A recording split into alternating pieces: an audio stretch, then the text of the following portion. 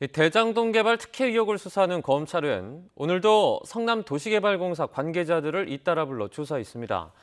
특히 당시 사업협약서에서 민간 초과 이익을 환수하는 조항이 삭제된 정황을 확인하고 그 경위를 밝히는 데 수사력을 모으고 있습니다.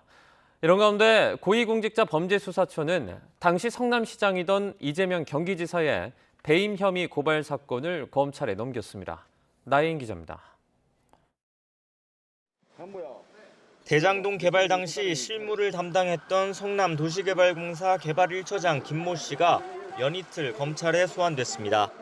당시 사업자 심사에 직접 참여해 화천대유가 참여한 하나은행 컨소시엄을 우선 협상 대상자로 선정하는 데 관여한 인물입니다. 아니요, 됐습니다.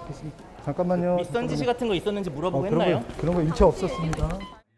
구속된 유동규 전 기획본부장도 구치소에서 불려나와 다시 조사를 받았습니다. 수천억대 배당금을 나눠 가진 화천대유나 천화동인 관계자들과 별도로 현재 검찰의 소환 조사는 성남도시개발공사 실무자와 책임자에 집중되는 모습입니다.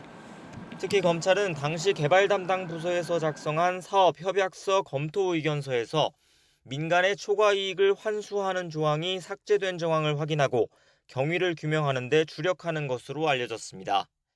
2015년 5월 27일 개발사업 1팀 직원이 화천대유 측에서 준비한 초안에 지분율에 따라 초과 수익을 나눌 별도 조항이 필요하다는 의견을 더했지만 불과 7시간 만에 해당 내용이 빠진 수정안이 다시 보고됐다는 겁니다.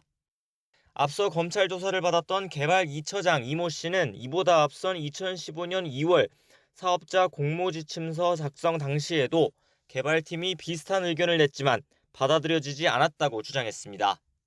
위의 경제 상황을 알 수 없기 때문에 플러스 알파를 검토를 요한다는 것을 수기로 써서 개발본부장한테 제출했습니다.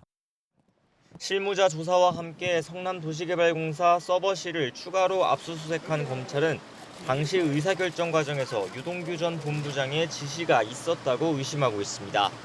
유 전 본부장을 고리로 성남시 윗선까지 수사가 확대될 수 있다는 관측이 나오는 가운데 공수처는 한 시민단체가 당시 시장이던 이재명 경기지사를 배임 혐의로 고발한 사건을 검찰로 이첩했습니다.